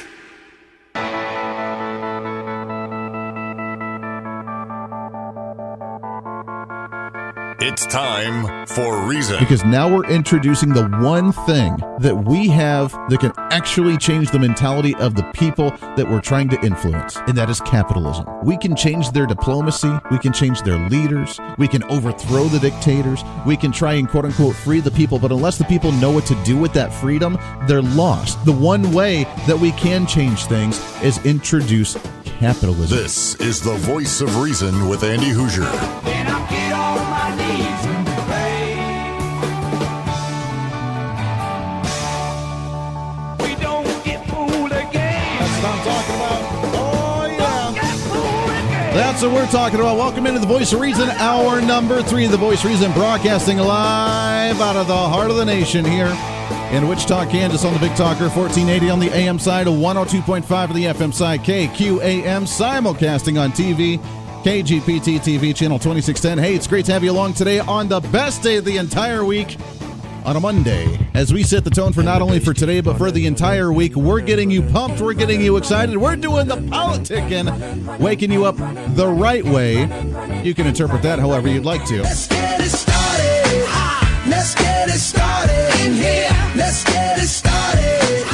Let's get it started in here. Let's get it started. Let's get it started in here. Let's get it started. Let's get it started. There it is, 316-721-8255, 316-721-TALK. If you want to join in, the Facebook Live feed's up and rolling as well. Boy, we've covered a lot of ground today. We got a lot more to talk about, but I do want to shift gears for just a minute. As you know, sometime this week, I believe it's tomorrow or Wednesday, there are the individuals from Florida, the shooting activists, per se, David Hogg and those individuals that are coming to Topeka to try and advocate to repeal gun laws in the state of Kansas. We've had the laws, our own state legislators that have tried to do this as well. You've been hearing the story about Deerfield, Illinois. There's a lot of news happening very, very quickly when it comes to the issue of the Second Amendment, even here in the state of Kansas. And to talk about all that and a heck of a lot more, it's been a while since we've had him on the show. He's host of Armed American Radio. You can hear him in the evenings, weekdays at 8 p.m., right here on KQAM, live on the Sunday evenings from 7 to 10. It's Mark Walters on the line with us. Mark, what's happening, brother? Hey, baby, how you doing? Good to be here with you. As usual, lots to talk about. Can you really talk about this for an hour every week? My mom used to ask me years ago.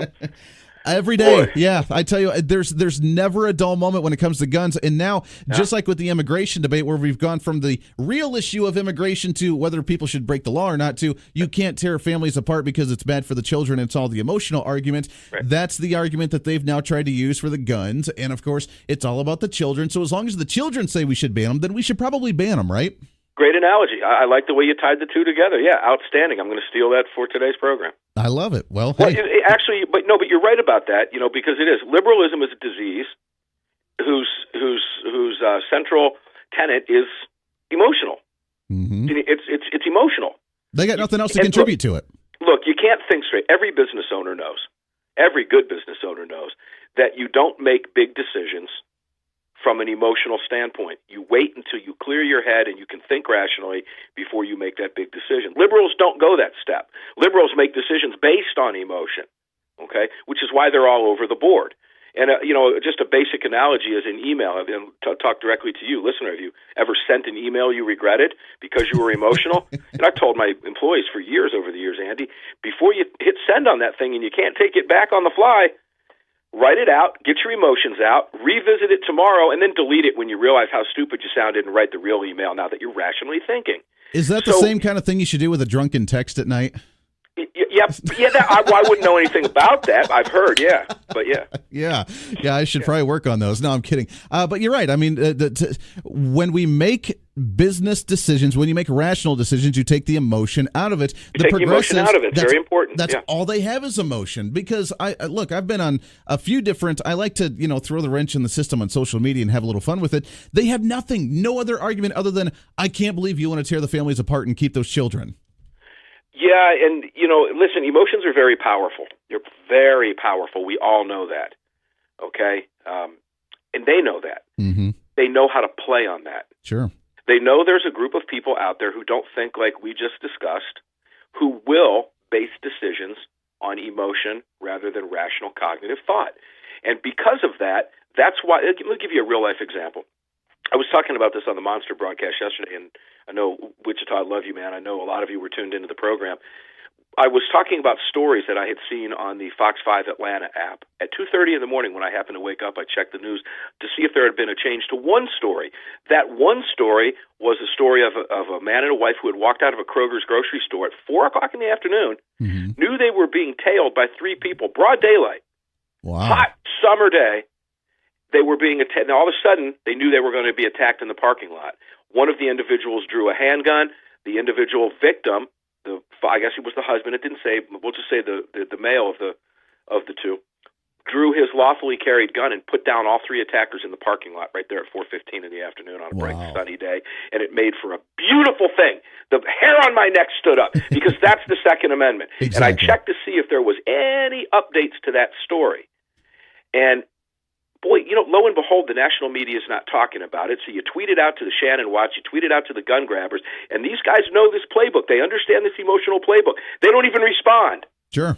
Because they can't.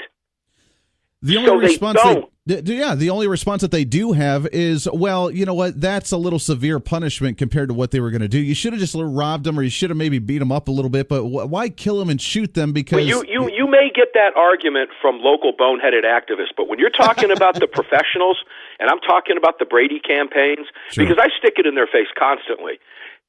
Hey, Brady campaign, what do you have to say about this?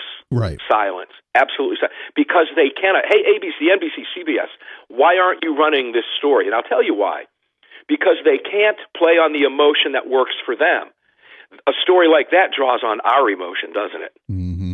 It doesn't work for them. But I make that point because emotions are very, very powerful.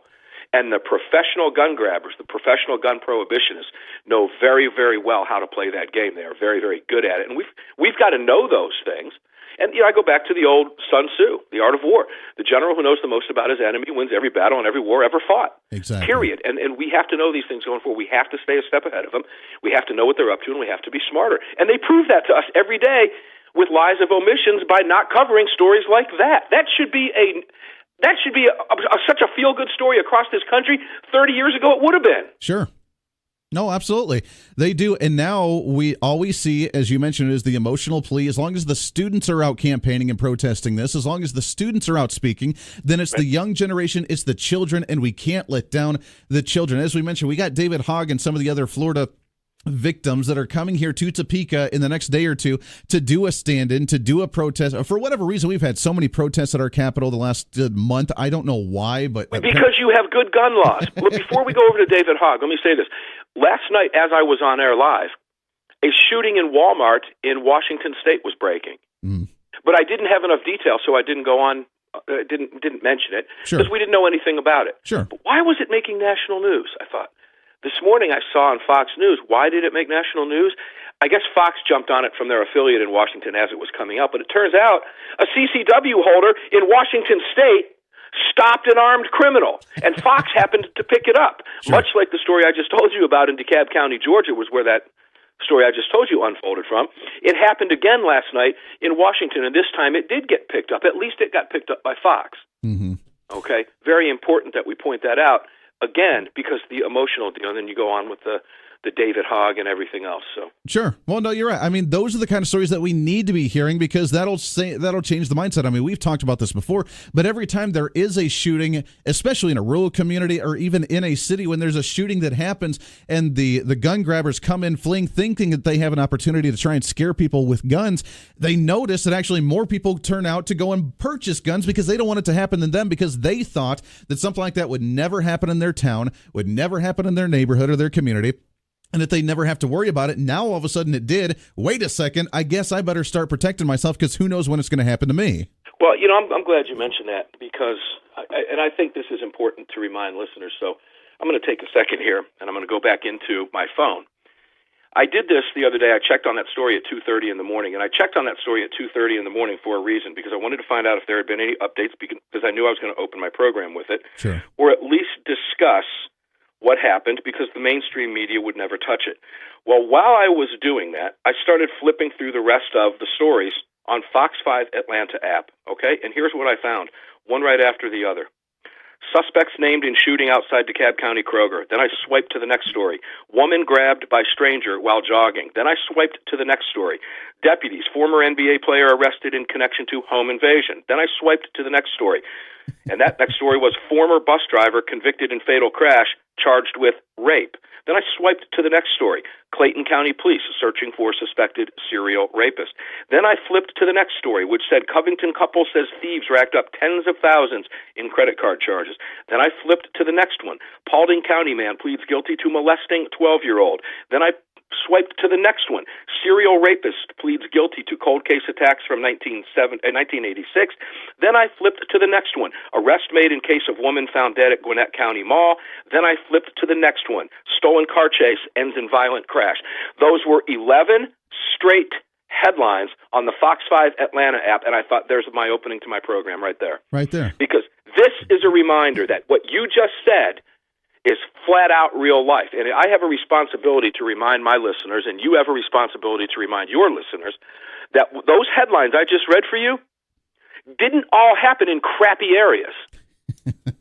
Okay, they didn't happen on the wrong side of the tracks. Right. The woman jogs that trail every single day, and she's probably unarmed, because that doesn't happen here, because this is a nice area of town. Exactly. And this is a reminder. Listener, I'm talking directly to you. You hear headlines like that, and you probably blow through them every single day because it's so common in today's day and age on local news. I want you to stop and think when you see that, and I want you to read those headlines, and I want you to think, my gosh, that could happen to me. And don't you ever forget that, because it can. And if you fail to accept that fact, it might happen to you. I mean, that's exactly what it is right there. But here we go. That's a little bit better. There we are. No, you're right. It happens to everybody, and we need to wake up and be able to be aware of some of this stuff. And it's sad because we become numb to those stories. Someone got kidnapped. Well, that sucks for them. And then we move out our business and forget all about it. Got to take a break real quick. 18 minutes past the hour. When we come back, you had some good news on, I believe it was Friday. I was listening to your program and I heard some of it about some great news when it comes to Deerfield, Illinois, and the whole let's take away all the guns there and let's actually punish people for doing that. So we'll talk about that when we come back. Your thoughts and calls as well. Got some calls on the line. We'll try and sneak you in as well. This is The Voice of Reason. 18 minutes past the hour. Stay here. You're listening to The Voice of Reason with Andy Hoosier on the Big Talker, KQAM.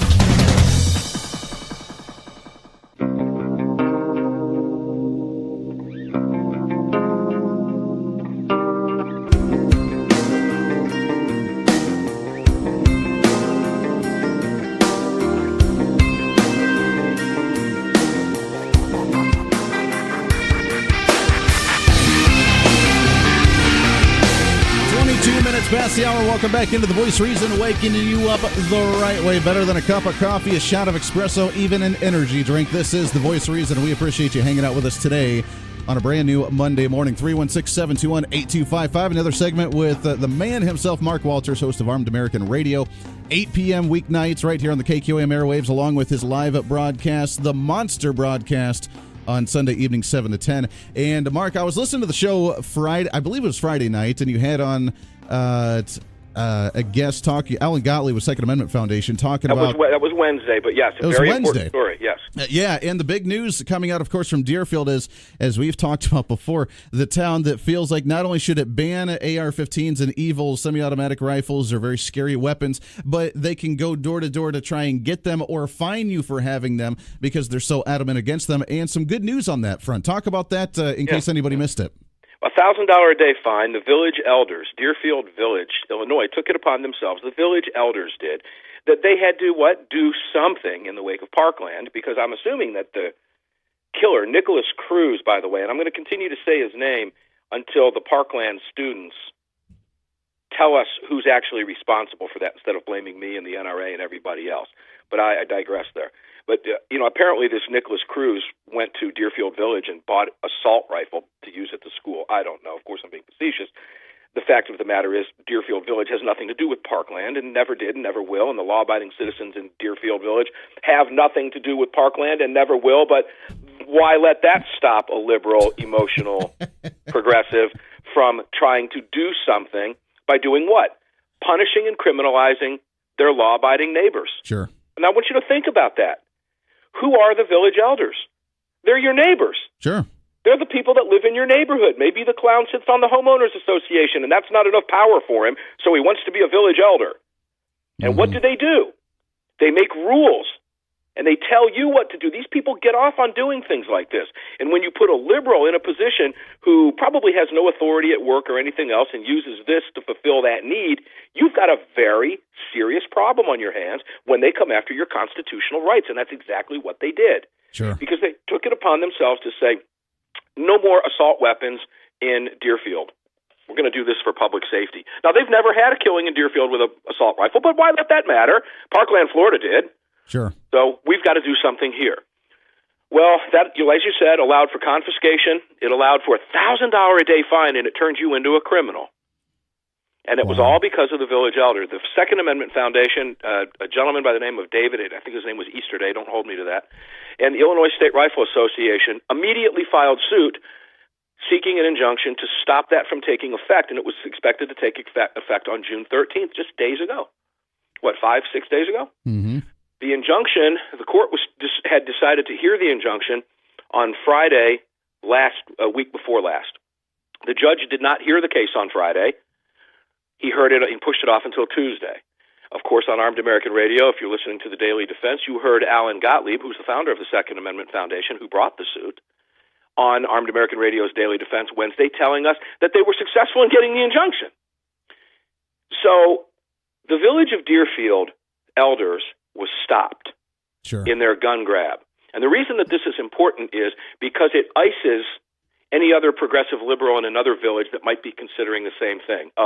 That might not work. Now, each individual state law is different. There's a lot of nuance involved.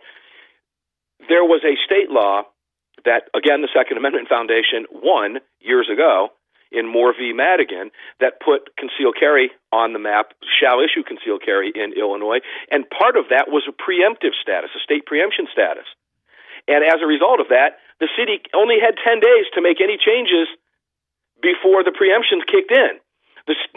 Here they go years later and decide they're going to try to change that and use that statute that was put in years ago when Moore v. Madigan was won, and Illinois became a shall issue carry state. So I don't want to get too technical here, but the bottom line is the state was out of whack. They knew it. They tried to use a 10-year-old law or 5-year-old law to try to skirt the rules. They got stopped and smacked upside the head by the Second Amendment Foundation, and no more gun ban in Illinois. Now, they're probably going to appeal it. That's okay. As I'll quote Alan Gottlieb, your gun laws in Illinois are intact because of the Second Amendment Foundation and will be for at least another year while this goes through the courts. Well, that's really good news. And as you mentioned, I mean, this is going to set the tone for many other cases that may come up like this across the country, because I'm sure that they're going to try it again elsewhere. I mean, especially Illinois being a state that's not been very favorable, at least in certain areas, for the Second Amendment. But this is really a reminder that you cannot go door to door and try and take away people's firearms. You just can't do that. You know, David Codrea was on the program last night, and if you missed any of this, he made a statement last night that was profound. And I said, David, you know, as long as I've known you, and with all of the incredible work that you do, let me tell you who David Codrea is in one quick sentence. David Codrea is the one that found out about the gun walking scheme, Eric Holder, and the guns moving into Mexico. Okay, he discovered that. He's the one that exposed that. All right. His statement yesterday, I thought, was just absolutely profound when he said, no one can take away your right to bear arms in America. It's codified in the Constitution. We can only surrender our arms. Sure. Nobody can come and take them away. You have to give them up. Sure. Because we have that right. And he's absolutely correct about that. When you think about it and put it in perspective, you look at, what did Hillary Clinton want to do? Well, she wanted to enact Australian-style gun control, which was what? Confiscation. Confiscation, exactly. A forced, quote-unquote, buyback, which is nothing short of a nice liberal progressive way of saying, we're going to confiscate your guns because we're going to give you a $100 gift card to 7-Eleven. Well, you know, I don't want a $100 gift card to 7-Eleven. If you want my guns, come and get them because I'm not going to turn them in. In other words, the only way they can confiscate anything is if you willfully surrender them. Exactly. So it was profound the way he said that, and it's such a simple, beautiful thought that had never really come up in those simplified terms on the program before, and I thought that statement was immediate bumper sticker. Well, and it's something that some people apparently just forget in society today. Mark Walters, host of Armed American Radio. We're out of time, my friend, but hopefully, by the way, happy Father's Day to you. Hopefully you enjoyed the weekend. You too. Was that a good time? Absolutely. Enjoy. God bless you. Thanks, Andy, for everything you do, brother. We'll see you on the radio. I love it. Always a good time. Mark Walters there, host of Armed American Radio. Check him out tonight, 8 p.m. for Armed American Radio's Daily Defense. Got to take a break. Bottom of the hour news that will open up lines to you. It's a free-for-all when we come back for the last half hour of the program. This is The Voice of Reason. Stay right here. Wake me up. Wake me up inside. I can't wake up. Wake me up inside. Call my name and save me from the dark. Wake me up. Bid my blood to rise. I can't wake up before I come undone. Save me from the nothing I've become.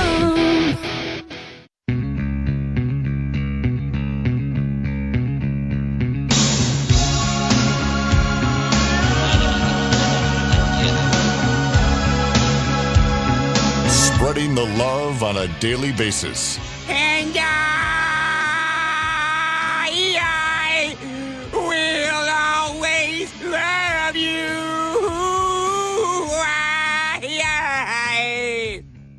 This is the Voice of Reason with Andy Hoosier. Doesn't it always make you just feel all warm and cozy whenever you hear that? Welcome back into the Voice of Reason, wrapping up the program today. It is a Monday morning, and it's great to have you along. What's up on your mind? 316-721-8255, 316-721-TALK. Thanks again to Mark Walters, host of Armed American Radio. Love chatting with him, as we always do. We'll get him back on the show again soon. Until then, though, it's open line to you right now for the last little bit of the show. 316-721-8255, line number 1. Let's go right to it. Good morning. What's your name? Good morning, Andy. Hey, Carl Peterjohn. How are you, sir? Hey, I'm fine. Very good. Wanted to get input from Mark, and if you get a chance to ask him in the future. Sure. Kansas is a state where almost 90% of the voters approved a very clear constitutional amendment for Second Amendment protections in the 2010 election. Sure. And I was curious how many other states besides Kansas had constitutional provisions in their state constitutions, in addition to obviously what's in the federal. And I mention this because this has had a big impact politically. There's a wonderful new book out that's talking about how Trump managed to win in 2016, and it has a chapter called Girl Gun Power, talking about the fact that there were a lot of women, particularly younger women, between 18 and 45, because they're trying to exercise their Second Amendment provisions, supported Trump because of that, even though one of them they quoted, I did not feel good about voting for Trump at all because I didn't like him. But I knew there were things that were important to me at stake, like the direction of the Supreme Court and the protection of gun rights. Sure. And the book I'm mentioning is called The Great Revolt by Selena Zito and Brad Todd. And the reason I mention that is now that we have, with the IG report last week, the corruption at the top levels of the FBI, and I think throughout the Obama administration and the 2016 election, and with Comey's corruption and all his minions who are out there trying to help Hillary. Sure. The constitutional protections, including the Second Amendment, whether it's First Amendment, Second Amendment, Fifth Amendment, whatever, Ninth and Tenth Amendments, are all critical in this day and age, Andy. And if you get a chance to ask Mark, I'd love to know how many other states besides Kansas have those constitutional protections that overwhelmingly supported by the Kansas voters. When they have these out-of-state leftists come in here to trash the Second Amendment, I don't know why they always target Kansas. I'd love to throw this out to them. Sure. Well, and Kansas has been a trendsetter in a lot of ways, going back to the bleeding Kansas days of the 1850s, Andy. Well, that is true. I mean, we are kind of the hip retro ones where they always look for us, and we're always under that microscope. Now, I will say he'll definitely have a lot of bit deeper detail on it, but I will say right now that's comparable to what we have with constitutional carry. There are 13 states total that have constitutional carry. There's like 4 other states that have kind of a limited version of it to where you can have a concealed carry or a carry that you don't necessarily need a license for, but at the same time, it has to be, like some of them say, for example, like New Mexico, you have to have an unloaded weapon with a loaded magazine, but separated, and you can carry that in your vehicle, sort of thing. So there are some variations of, but just a full-out constitutional carry, there are 13 states total, including Kansas, obviously, being one of those. There are 3 other states, Oklahoma, South Dakota, and Utah, that have tried it and that passed in their state legislature over the last year or two, but have been vetoed by their governor and wasn't able to get that through. So we're on the trend, and actually we're moving in the right direction because more and more states are actually looking at going towards constitutional carry and just saying, you know what, you have the right to be able to carry the firearm where you deem necessary because you never know what's going to happen at any time. And if we can get 13 states, imagine what we can do as more of these states begin to do the same thing. The best way to make it happen is to start doing what many states have done, is by saying, well, you know what, we have to accept and abide by the rules of, if you cross state lines and the state that you came from has a constitutional carry, we need to respect that because that's the rule that you live under, so we're going to respect the same thing. Then more people are on the streets with the firearm, and until they say, well, we're going to have a hard time deciphering the difference between whether you're a resident of this state or not a resident of this state or whatever, and we're just going to start legalizing the guns all over the place, is really the best way that we can actually approach this. But Andy, my point was that the broad constitutional provisions in the Kansas Constitution that the voters approved, I don't think the word concealed carry is specifically mentioned in there, but it's been interpreted as concealed carry as a subset of that. I was interested in terms of the broad constitutional Second Amendment-like individual rights side of the equation, because what you're seeing in these states like, well, they mentioned the Deerfield, Illinois, and I'm sure places on the East Coast and unfortunately on the West Coast to some degree, they're trying to run roughshod even without the concealed carry side of the equation and just basic people being able to have firearms to protect themselves. I mean, they're going in the Australian and British model, which is basically, and then they're now talking about knife control in London, England, because the mayhem continues. The weapons have just changed a bit. But here in the United States, we've had going back to our foundational days, a constitutional protection and for people having the ability to protect themselves. And there's a lot of voters who I think support this generically. And, we had a massive government failure down in Florida with this Cruz massacre and the atrocities he committed and the criminal justice system. The fact that he hasn't been adjudicated yet is an outrage. No, that's very true. And people realize that and recognize that. And you're absolutely right. I mean, there are the majority of the population. It's not these David Hoggs and these loud mouths that try and go out there and spout all their rhetoric about anti-Second Amendment stuff and wanting to repeal it. 80% of the population doesn't want that. They actually want their firearms. And when they read the stories, when they hear the stories like Mark had talked about the number of people, that become missing or that end up dead or that end up getting hit or that end up getting attacked or end up jogging and going disappearing or whatever the case is, when you recognize that and say, you know what, that could happen to me, I need to find a way to protect myself, the very first thing you think of is, oh, it's time to get a firearm. And then when you start looking into it a little bit more, you realize how difficult it is. We're actually on the winning end of this, and we're actually moving in the right direction with that. So I see some positive movement to grow and growth here on the front of the Second Amendment. Carl, I appreciate the call, my friend. I want to sneak in another one here before a break. But you're absolutely right, and I will definitely mention that to Mark because I think that we are on the winning end of this. We're doing well. We defeated Deerfield, Illinois with the Second Amendment Foundation, with them being able to stop that. Every time a shooting happens, they try and say, look at that, it's the guns, and the rhetoric of the progressives sitting behind their nice little cushy tables, that don't have to care about anything. They're the ones that try and talk about trying to stop guns and stop guns from coming in. But then everybody on the ground, everybody surrounding that, everybody that's involved in it, they say, oh, wait a second, I need a gun to protect myself because that came a little too close to me and my family. That happened just a little too close to my neighborhood, and I don't necessarily care for that. So you know what? I got to take measures into my own hands. 316-721-8255. Let's go back to the phones here. Line number 2. Good morning. What's your name? Crush. Hey, good morning, sir. How are you? I'm good, thanks. How you doing? Hey, we're living the dream every day. All right. What do you got for us? First thing this morning, you had some callers, or at least one, that mentioned how he didn't think most people in this country realize what an exceptional country it is. Sure. And I couldn't help but wonder if that caller had ever lived and worked in any other country besides this one. Sure. Now, besides being in a military bubble overseas, which isn't the same thing as actually experiencing it, living in the culture and working with locals and things like that. Sure.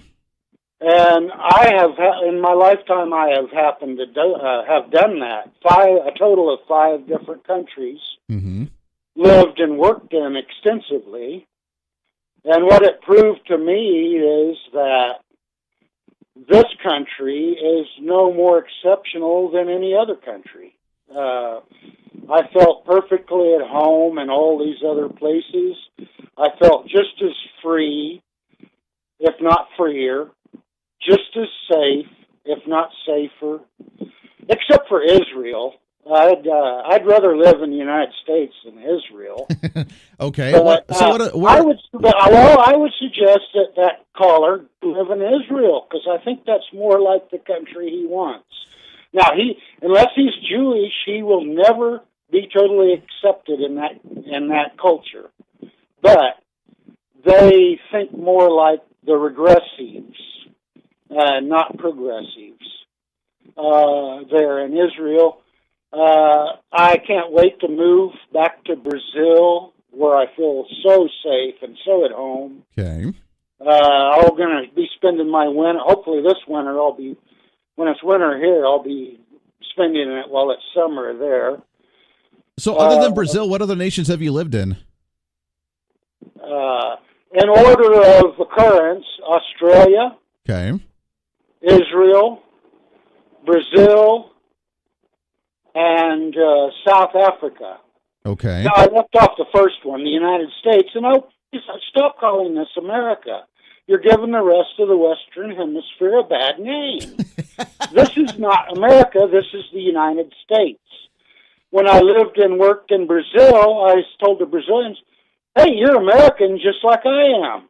I'm North American. You're South American. Stop calling the United States America. It's the United States of America. It's not America. Sure. The United States of America. Most cultures in the Western Hemisphere are American. So stop giving the rest of this hemisphere a bad name, please. Wait, does it give it a bad name? Yeah, it reflects regressive attitudes on the rest of the hemisphere. What do you mean by regress? So when you say regressive attitudes and regressive ideology, what do you mean by that? I mean the opposite of progressive. Now, but again, on the Brazilian flag, it says order and progress. Okay, well that's fine. But in other again, words, let's moving define through the future with order and progress. Oh, sure, sure. You people want to back up to the Wild West days and probably even the caveman days. I think that's why Alex sells that caveman stuff, so you can start thinking more like him. Well, here's the question. I mean, we need to define what progressive actually means because look it up in the dictionary. It's very simple. Well, I'm not talking about the dictionary definition. I'm talking about the political. That's all I talk about. I don't talk about politics. I talk about deductive reasoning and logic and fact. Sure, but I mean, progressive can be interpreted in many different ways. To some, a universal health care system is a progression towards something that we haven't had before. Since it's changing, it's apparently progressing. When if we know anything that a universal health care system run by the government is not progress at all, but it is degression. So it's kind of up in the air on what stance we're looking at as what is actually progress and what is not progress. Because I mean, Australia may be a nice place and it's a beautiful place and some place I want to go, but them literally going door to door and rounding people's firearms up is not progress in any way, shape, or form. So I wouldn't call that a progressive place. So we need to be able to define what progress actually is. Misperception. I could move to Australia and own a firearm. That's not a problem. I could shoot at a shooting range. I could still trap shoot. I could go game bird hunting. I could do all sorts of things if I wanted to. So your assumption that I own a gun. I've always owned a gun. My mother left me her guns when she passed away. Mm-hmm. She used to shoot groundhogs in Missouri. This is ridiculous. You people are turning governance into politics is not entertainment in my book. It's danger. There is no need for politics and governance. I agree there's no, but the unfortunate fact of the matter is that I'm not creating that. It's the fact that it's already there. We're just trying to call it out when it's there. You're trying to make a living off of it, yeah. Feed your family, buy a home, go on vacation. No, look, if I had the opportunity, I would love to be able to come on the radio and say, yeah, you know what, our government's running smoothly and things are great and it's limited and they're not trying to abuse their power in any way, shape, or form. And here's the information on the next candidate for you to vote and choose to vote on or not vote on. I would love to be able to come on the air and give you just that straight information. Unfortunately, that's not the way the world is, so we have to try and weed through the clutter a little bit. Paul, I appreciate the call very much, my friend. I want to sneak in one more before we take a break here. But look, we got to define what progress is and what progressivism actually is. The liberals and the quote-unquote progressives in the country that say they're progressive are not progressive, because when they advocate for bigger government, when they advocate for more regulation, when they advocate for ridiculous, absurd things, that is not progress. That is degressive, that is regressive, that is going backwards, that is going back to the Neanderthal times, that we are going back to the ancient Roman times, or going back to the Byzantine times, or going back to the UK times, to where we have to look towards the higher power in the government and the elitists to hold our hands and make decisions for us. And I'm not going to live that way. In a capitalist society where I can choose what I want to do, in a free market system where I can start a business of whatever business I want to, I can move up class ranks within society, I can gain more wealth, I can invest it, I can be successful on my own. That is progress. That is progress. Having someone say, you know what, you only get one healthcare choice, and that healthcare choice is going to be through the government because we ran every other choice out of the industry and out of the market. So therefore, there you go, there's progress, baby. That's not progress. So we need to define what progress actually is. And the progressives in the country have abused that name because they are not in progressive shape in any way, shape, or form. But I appreciate the call very much so, and it's an interesting conversation. Let's go back to the phones, take one more here before a break. Good morning. What's your name? Hi, Andy. This is Helen. Helen, how are you?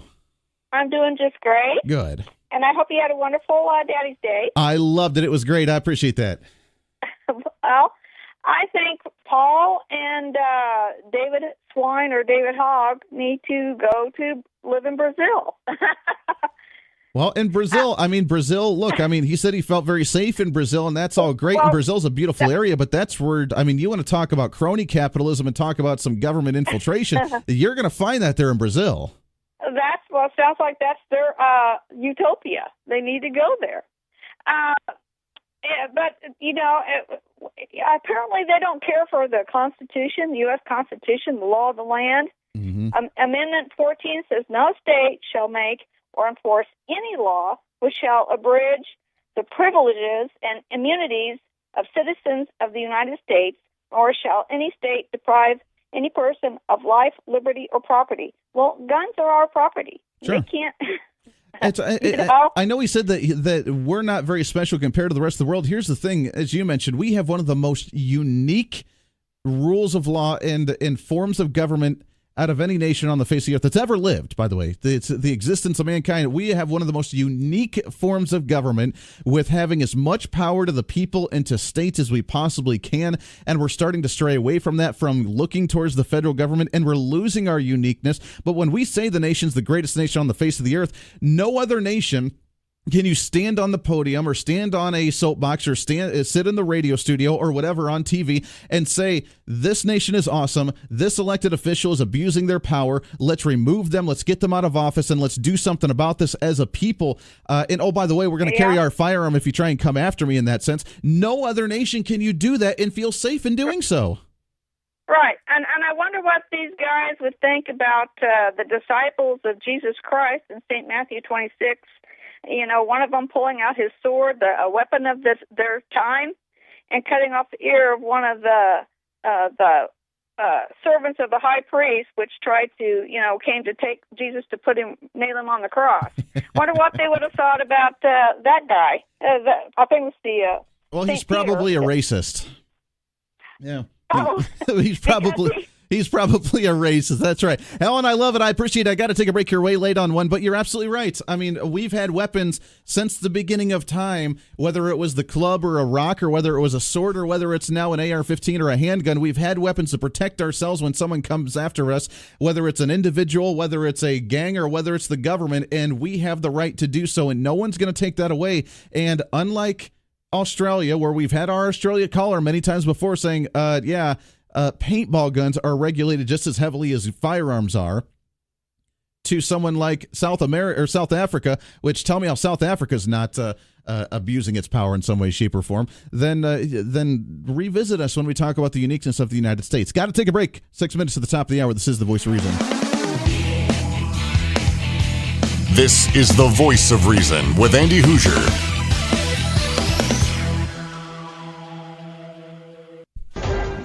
Oh, we never have enough time on this program. It runs out way too quickly. We appreciate all the phone calls, though, all the listeners, all the interaction. We love it. Let's continue it on. Even the ones that disagree, we love it. We appreciate it. As you know, I don't go off on you unless there's really a need to, but there hasn't been a need to as of yet. Everybody love it. We appreciate all the phone calls on a Monday. Enjoy it. We'll be back to kick off Tuesday morning tomorrow. This is your show. It's time to speak up, speak out, speak loud, speak proud, speak the truth, and always speak some reason. This is The Voice Reason. Everybody have a great Monday.